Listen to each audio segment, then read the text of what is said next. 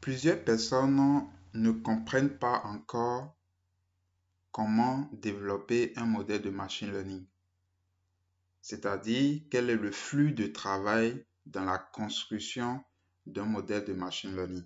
Alors, j'ai décidé de faire une vidéo où je vais vous expliquer les différentes étapes principales qui rentrent en compte dans la formation d'un modèle d'apprentissage automatique dans Python.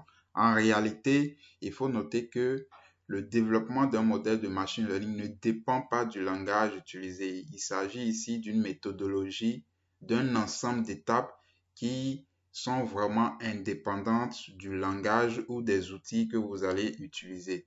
Mais j'insiste ici sur Python et je vous dirai très tantôt pourquoi j'insiste sur Python. Parce que je vais vous présenter justement des packages de Python qui rentrent en compte dans la construction d'un modèle de machine learning. Alors, mon nom c'est Josué Afouda, je suis consultant data scientist, auteur, formateur. J'ai créé J'ai écrit plusieurs livres, notamment dans les thématiques de la data science, du machine learning, de la programmation avec les langages Python et R, aussi SQL. Et sur cette chaîne, vous verrez aussi des formations en data science, en programmation informatique et aussi dans le domaine de l'apprentissage automatique, ce qu'on appelle communément machine learning. Donc, si vous n'êtes pas encore abonné à la chaîne, veuillez le faire. Activez la cloche de notification pour recevoir, en fait, pour être informé lorsque je vais publier de nouvelles vidéos. La chaîne s'appelle JA Data Tech Consulting.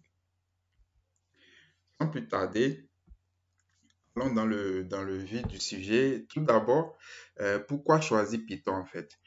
Euh, il faut savoir qu'il y a plusieurs langages de programmation qui existent, mais je conseille à ceux qui débutent vraiment en programmation informatique de commencer avec Python, surtout pour les personnes qui aspirent à devenir data scientist. Et j'ai fait une vidéo sur les raisons pour lesquelles il faut choisir Python.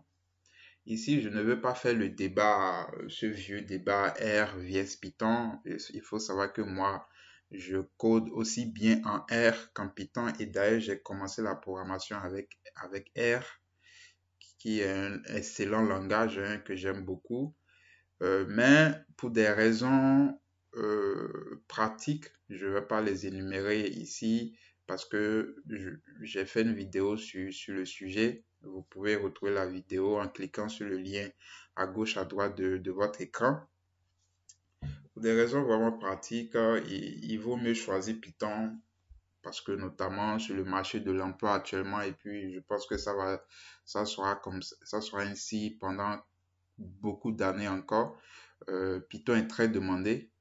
Les entreprises adoptent de plus en plus Python. Python est un langage hyper polyvalent, même si aujourd'hui R a des packages additionnels qui permettent aussi de faire tout ce que Python fait.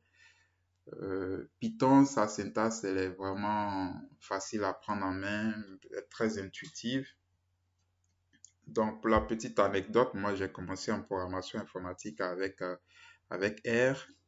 Et le jour où j'ai découvert Python, ce même jour, j'ai créé des modèles d'apprentissage automatique. J'ai fait plein de choses parce que j'ai trouvé justement que Python était plus facile que R.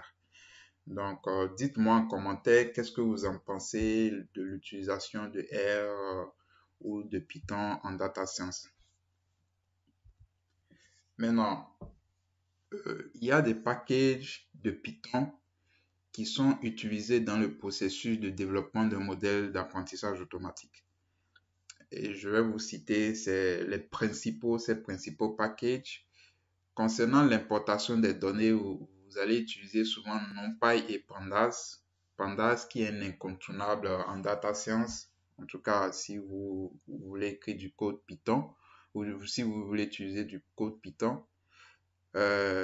Pandas ne fait pas que l'importation des données. C'est vraiment une librairie qui vous permet de non seulement de faire la data ingestion, donc l'importation des données, mais aussi de faire l'analyse et même la visualisation. Donc, Pandas, franchement, c'est un incontournable. Non pas, et c'est pour le calcul scientifique, ça vous permet de manipuler des tableaux, des matrices, voilà. Pour le machine learning, l'analyse statistique, vous allez utiliser des librairies comme scikit-learn, qui est l'API d'apprentissage automatique le plus utilisé au monde. Personne ne vous dira le contraire. Vous avez StatModel, d'accord, qui comporte des outils de statistique, d'analyse statistique. Vous avez Keras, qui est une API de TensorFlow pour le deep learning. Concernant la visualisation des données, vous allez utiliser des librairies comme Matplotlib, Seaborn. Seaborn, je préfère Seaborn parce que il vous permet de tracer de jolis graphiques statistiques en quelques lignes de code seulement. Matplotlib, il est bien pour ceux qui veulent plus de customisation, de personnalisation de leurs graphiques. Mais la syntaxe de Matplotlib est, à mon avis, un peu plus difficile, pas difficile, mais un peu plus complexe. Voilà.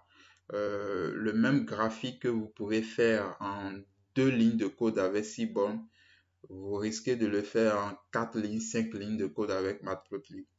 Donc, euh, vous pouvez aussi utiliser des librairies comme Plotly, notamment pour la visualisation interactive de vos données.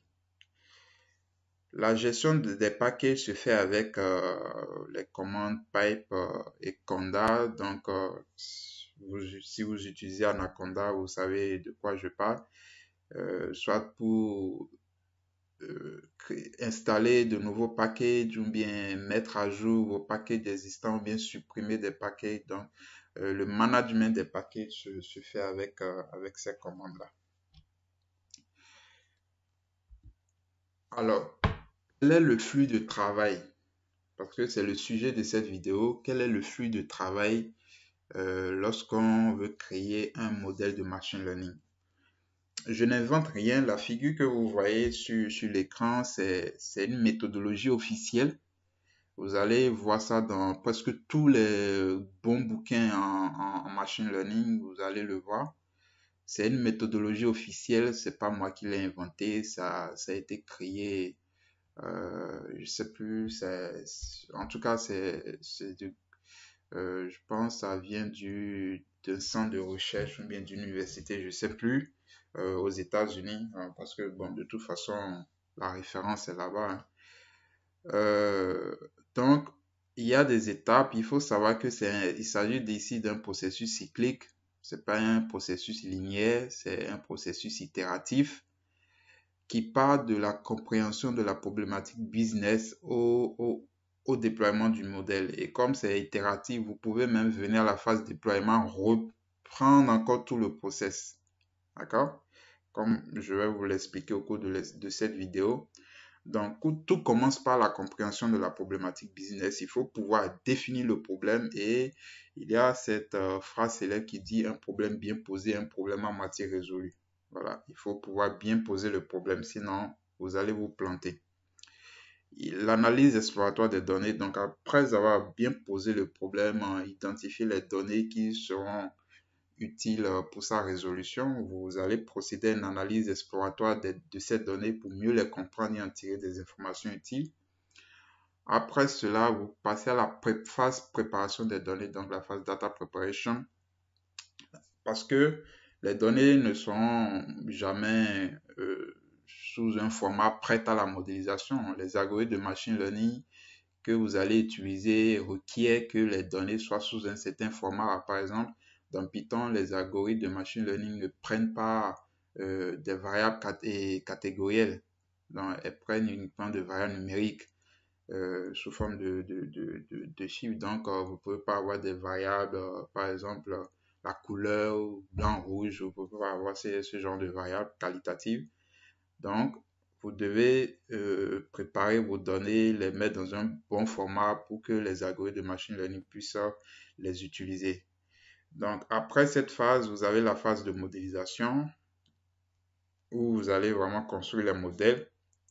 Il viendra après la phase d'évaluation. Il faut évaluer les performances des modèles que vous avez construits. Et lorsque vous êtes vraiment satisfait par un modèle, vous passez à la phase déploiement. J'insiste sur le fait que ce processus est itératif, il n'est pas du tout linéaire. Donc, ça veut dire que, comme le montre la figure d'ailleurs, vous pouvez être par exemple à la phase data preparation, venir à la phase modeling, vos modélisations, vous rendre compte que il y a des choses qui ne marchent pas, d'accord? Donc vous repartez à la phase par exemple préparation des données pour régler certaines choses.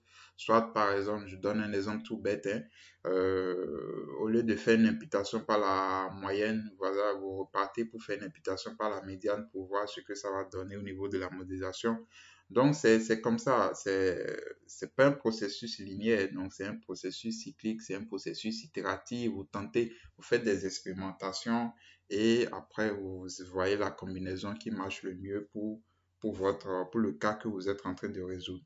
Donc, on va prendre chacune de ces parties. Je vais prendre chacune de ces parties et vous les expliquer. Suivez très bien la vidéo jusqu'à la fin. C'est très important de comprendre cela.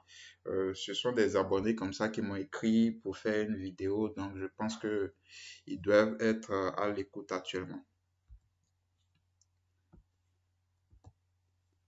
Donc, euh, commençons par la problématique business. Donc, ici, il s'agit de décrire la situation et énumérer les hypothèses. Voilà, les hypothèses euh, concernant cette situation. Quel est le savoir?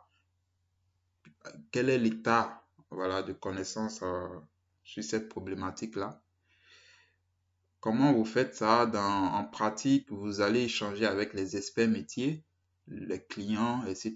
Donc, si vous êtes par exemple dans une entreprise, je suppose qui veut faire euh, par exemple une segmentation de clientèle, d'accord? Et il faut discuter avec l'équipe marketing, il faut discuter avec les experts métiers, voilà, pour vraiment savoir ce qu'ils veulent. Parfois, le client, ou bien en tout cas l'entreprise, ou bien l'équipe métier, voilà, qui va utiliser la solution que vous allez développer, ne sait pas vraiment elle-même ce qu'elle veut. Ou bien ils ont une idée, ils vont vous dire. Donc, il faut vraiment faire des échanges. Donc, les fameuses réunions de cadrage avant projet. D'accord? Là, il faut vraiment faire la recherche vous-même, poser des questions. N'hésitez vraiment pas à discuter avec les experts métiers parce que si vous construisez une chose que les gens ne vont pas utiliser, c'est pas la peine, quoi. C'est du temps perdu pour vous-même.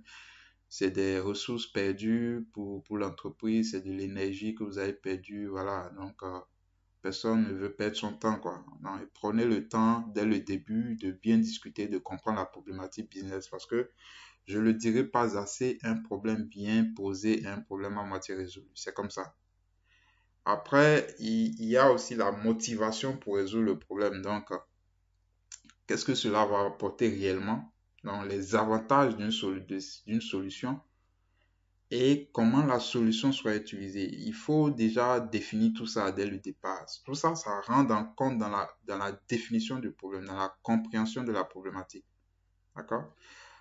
Après, quand vous avez bien compris la problématique business, viendra une étape où c'est vous vraiment qui allez intervenir.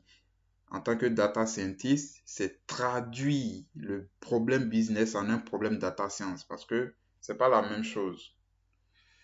Traduire, les Anglais disent to reframe the problem. Il faut traduire le problème business en un problème de data science. Donc, quand je dis segmentation de clientèle, vous, pour faire la traduction, vous dites clustering. Donc, vous allez utiliser des techniques de clustering. Donc, voilà, comme ça, vous savez, ça vous indique les méthodes, les outils à utiliser. D'accord? Après ça, quand vous avez fait ça, vous allez pouvoir maintenant identifier les outils et méthodes de data science, comme je le disais tantôt, ou de machine learning, adéquats et surtout les données pour résoudre le problème.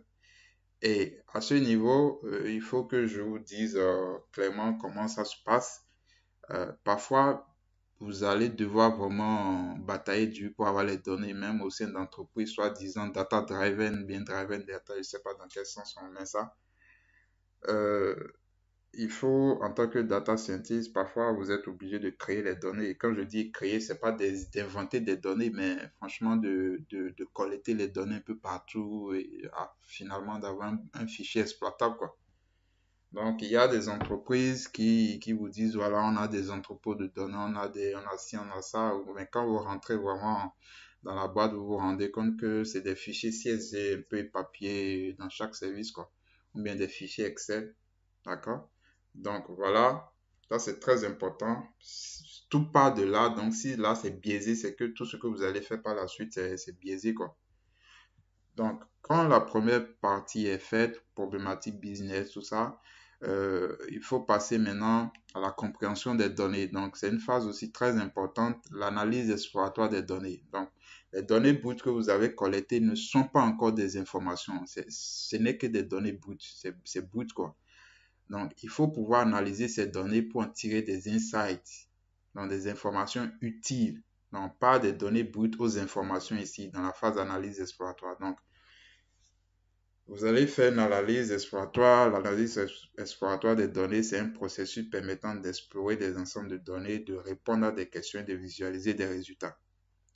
Donc ici, c'est deux méthodes principales. Il y a l'analyse statistique, donc vous allez faire des études de corrélation, ce genre de choses, calculer la moyenne, faire des statistiques descriptives, vous pouvez même faire de la statistique inferentielle. En tout cas, tout ce que vous allez faire pour avoir des informations utiles à partir de ces données et aussi inévitablement la visualisation des données parce que entre un graphique et des chiffres, préférez toujours le graphique parce que après il faut communiquer les résultats et pour communiquer les résultats, c'est toujours mieux de partir avec des graphiques. L'être humain, le cerveau humain n'est pas, comment dire, je dirais pas, n'est pas apte, mais le cerveau humain accepte plus le graphique que les chiffres.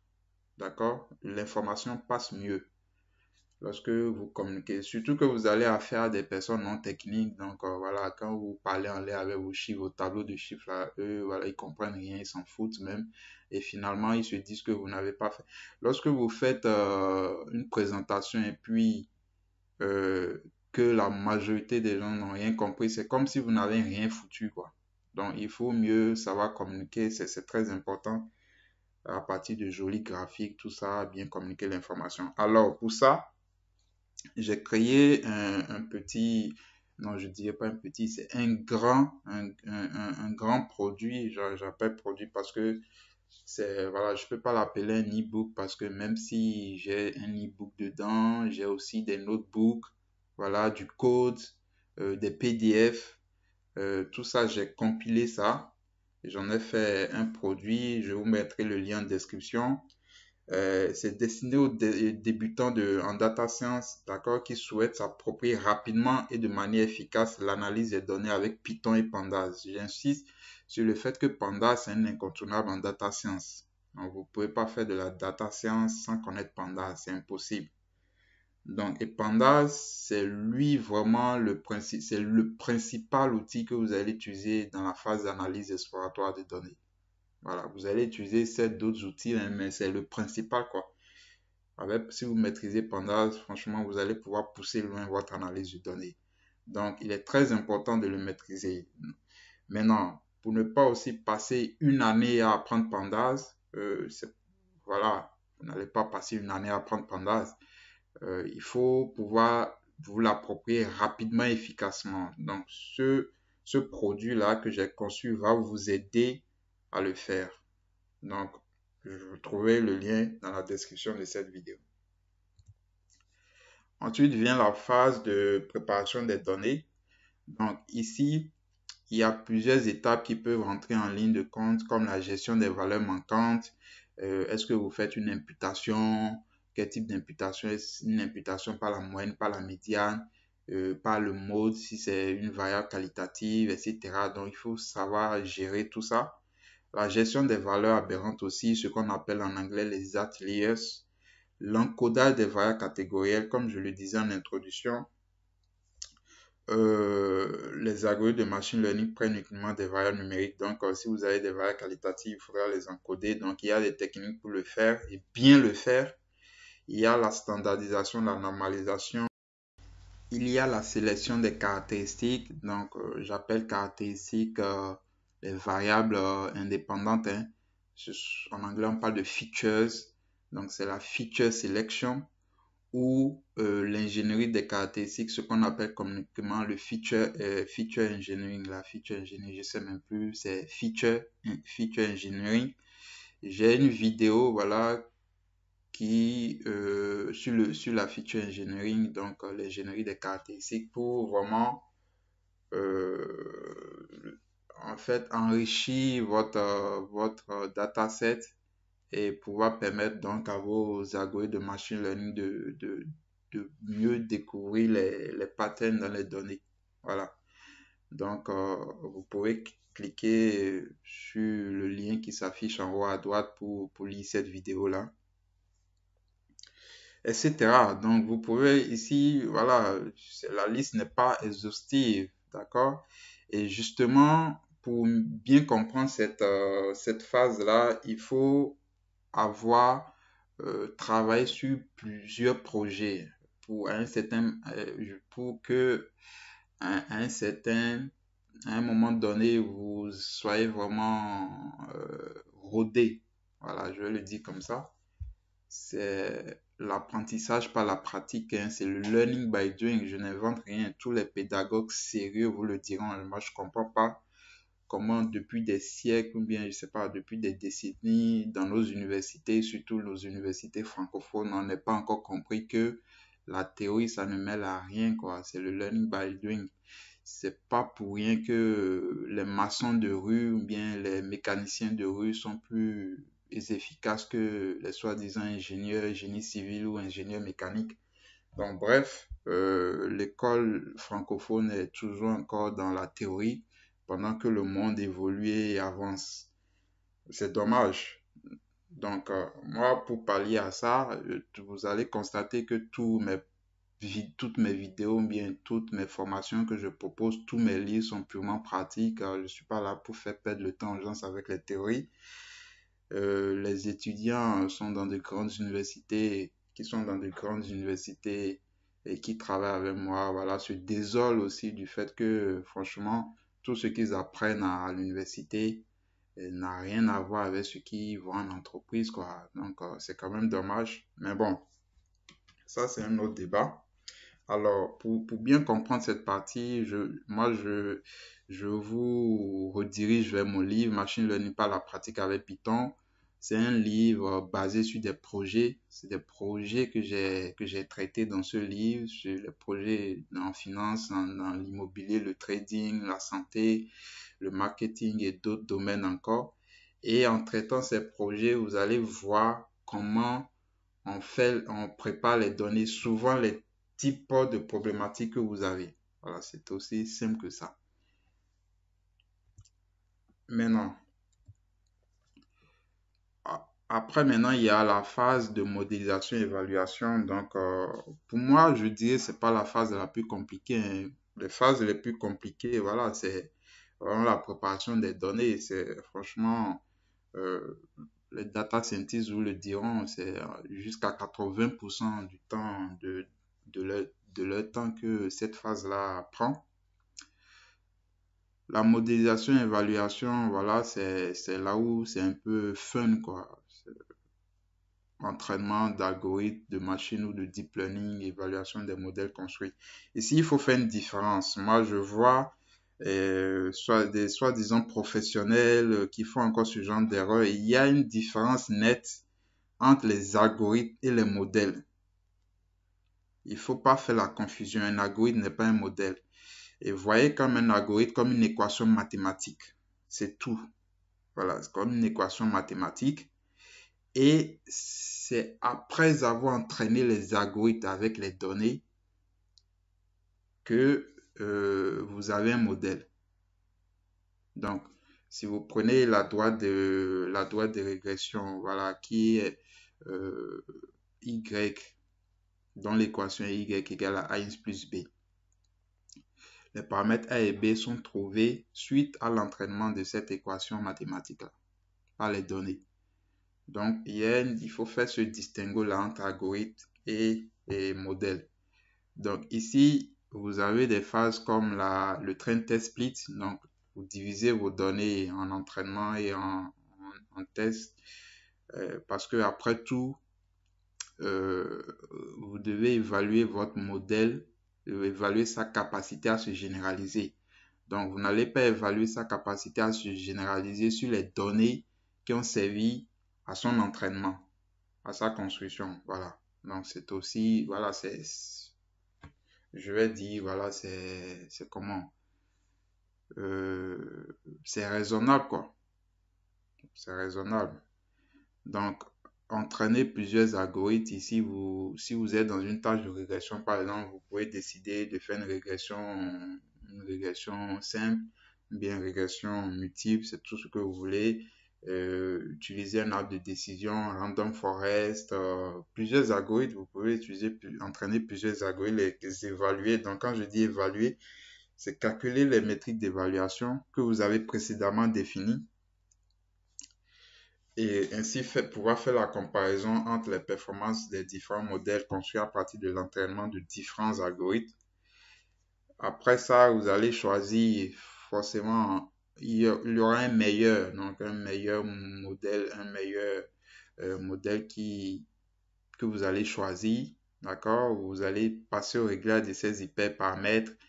Et aussi, n'oubliez pas un point très important qui est souvent oublié, c'est l'interprétabilité des modèles. L'interprétabilité d'un modèle, ça rentre en compte aussi dans sa performance. Si vous construisez un modèle, pourquoi je dis ça? Parce que le modèle, c'est pas pour vous. Le modèle sera utilisé par les décideurs ou bien par une équipe métier. Donc, si eux comprennent pas votre modèle, ils ne seront pas enclins à l'utiliser. S'ils ne comprennent pas votre solution, ils ne seront pas enclins à l'utiliser. Donc, il faut pouvoir bien interpréter le modèle. Déjà que les modèles de machine learning ont cette mauvaise réputation d'être un peu comme des boîtes noires et personne ne comprend vraiment ce qui se passe à l'intérieur. Si en plus vous construisez un modèle trop complexe que personne ne comprend, à moins que franchement vos décideurs soient des calés dans le côté technique et puis ils comprennent la chose d'un coup sans que vous n'ayez à trop expliquer. Voilà, ça sera compliqué pour faire passer ça, quoi. Et si ça ne passe pas, c'est que votre travail aura été vain. Donc, il faut aussi regarder cette partie-là d'interprétabilité. Donc, vraiment, l'importance des caractéristiques, donc ce qu'on appelle le futur importance. Il y a plusieurs paramètres qui rentrent en compte dans l'interprétabilité d'un modèle de machine learning. Il faut regarder ça aussi.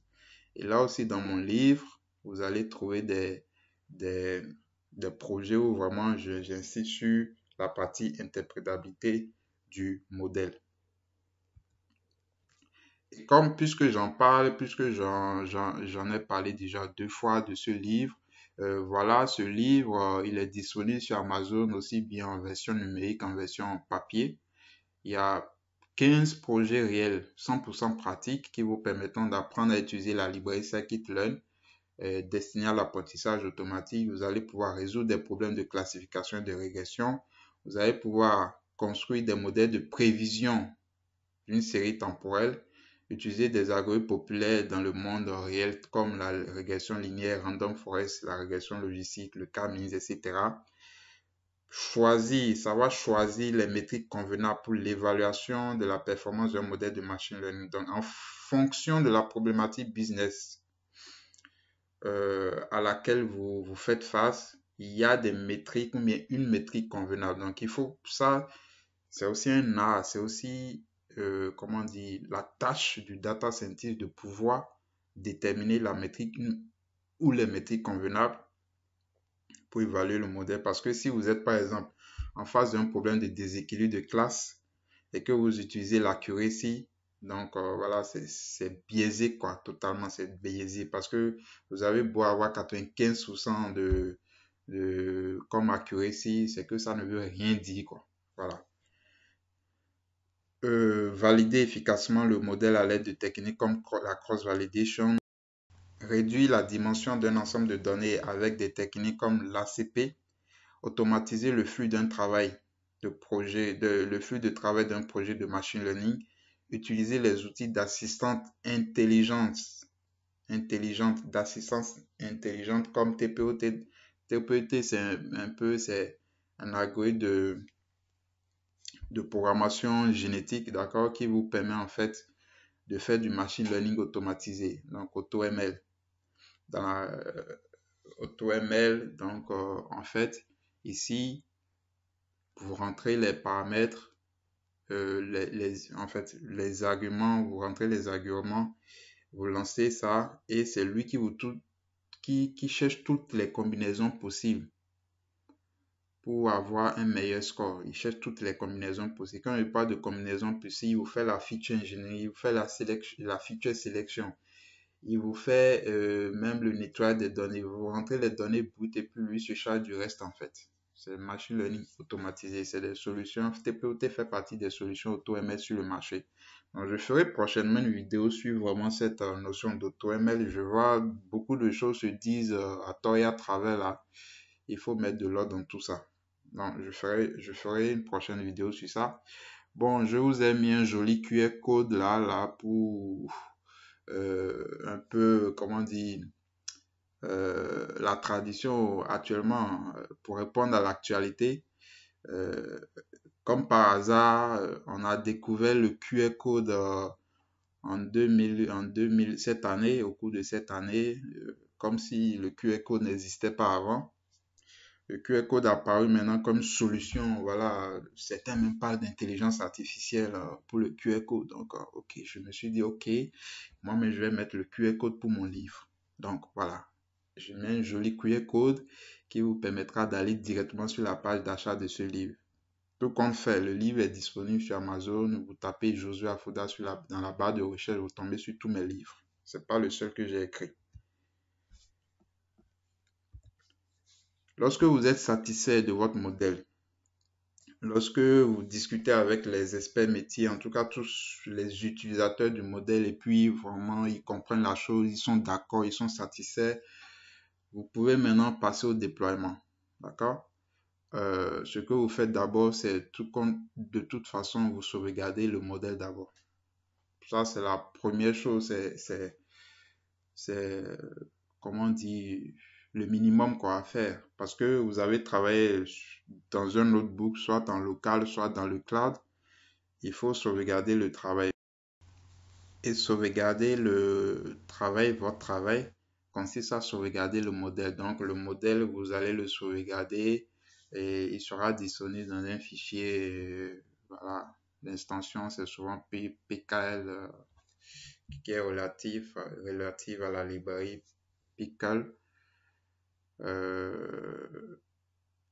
Donc, vous sauvegardez le modèle parce que on va pas à chaque fois venir réentraîner réexécuter votre notebook pour avoir le modèle, quoi. C'est impossible. Donc, imaginez que vous travaillez avec des millions de données. Donc, si à chaque fois, il faut venir réexécuter le notebook.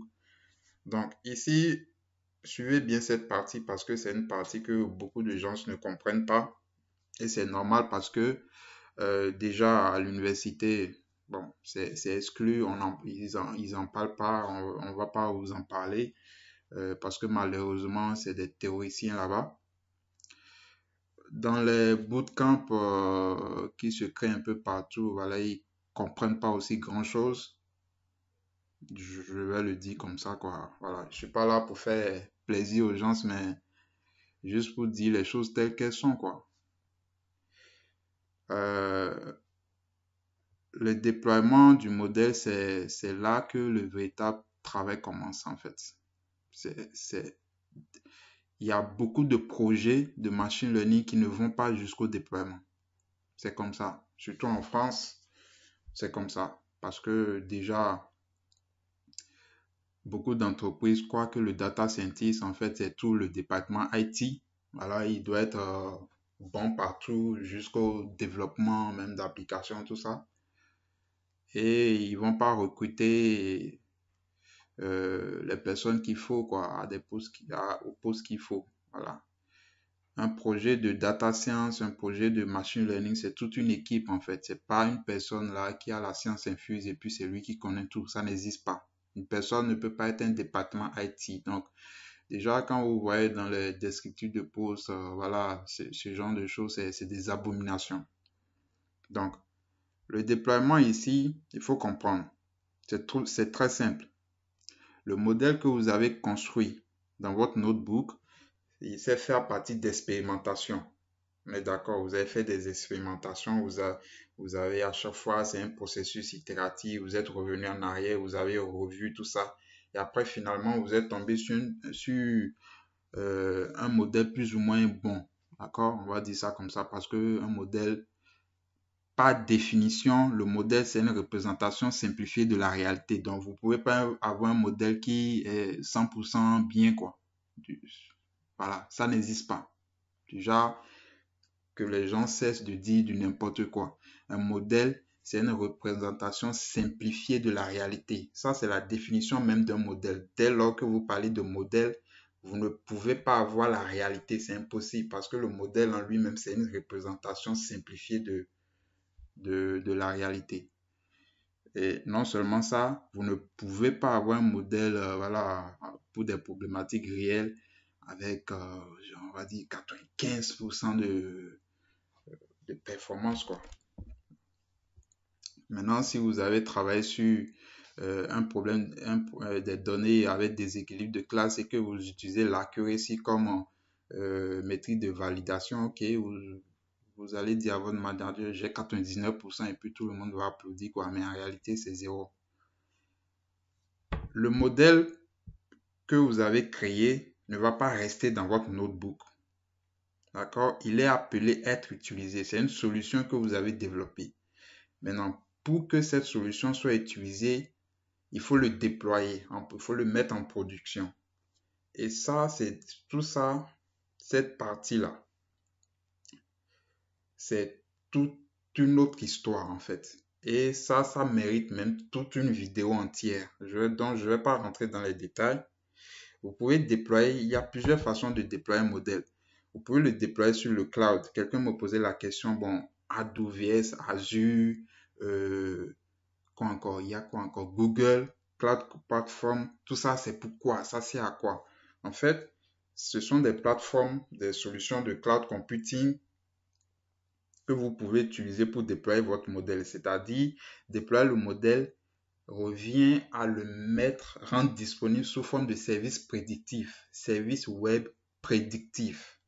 Donc, où les gens pourront venir faire des requêtes pour avoir des prédictions sur de nouvelles données. C'est ça le service prédictif. Donc, votre modèle devient un service prédictif. Si par exemple, la problématique c'est le credit scoring, donc déterminer si un nouveau emprunteur de crédit, un nouveau demandeur de prêt bancaire sera en défaut de paiement ou pas. Donc, quand vous déployez votre modèle en tant que service prédictif, les gens pourront, soit vous avez un service prédictif en temps réel où on peut avoir en temps réel la prédiction sur un nouveau client. D'accord? Ou il y a une deuxième option, j'ai oublié le nom technique, où l'entreprise va collecter des données pendant un certain temps et en une seule fois va venir faire les prédictions sur tous ces nouveaux clients-là. Ça, c'est aussi possible. Maintenant, vous pouvez aussi intégrer le modèle dans une application web ou bien même dans une application mobile. Vous pouvez intégrer votre modèle de machine learning dans une application web ou dans une application mobile, ça dépend. Et parmi les solutions qui sont utilisées, les options qui sont utilisées, il y a l'option Flask.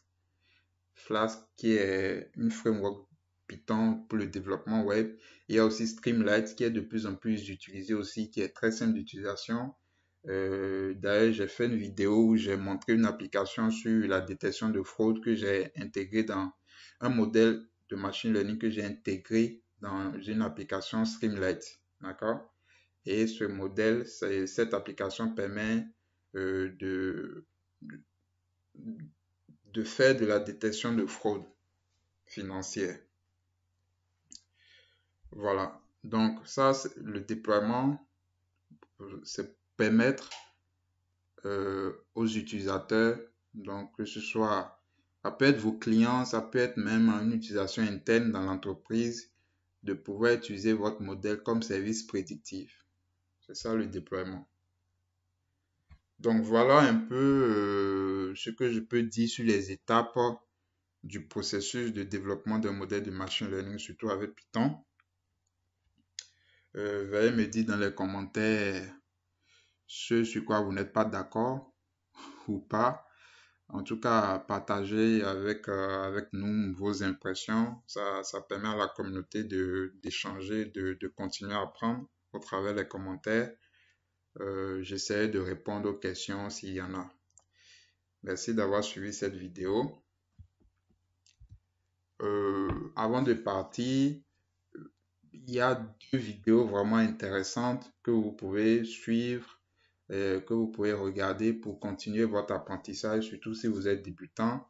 Dans la première vidéo, vous allez apprendre comment construire un modèle de machine learning, mais franchement un modèle basique de régression linéaire simple. Et il y a une sorte de déploiement, d'accord, une sorte de déploiement local, je vais dire, un exemple pratique que j'ai donné dans cette vidéo, comme ça, qui va vous permettre de comprendre un peu la philosophie en fait du déploiement. Le déploiement, c'est que votre modèle soit vraiment utilisé pour résoudre la problématique posée dès le départ. Et après la deuxième vidéo, ça rentre vraiment plus dans les détails dans les détails techniques de la construction même d'un modèle de machine learning avec différents types d'algorithmes, donc Random Forest, SVM, non pas Decision Tree, d'autres types d'algorithmes de machine learning. Donc vous retrouvez ces vidéos-là, je pense que les vidéos s'affichent et vous avez aussi les liens dans la description de la vidéo. Merci d'avoir suivi cette vidéo et à bientôt pour de nouveaux contenus éducatifs en data science. Merci.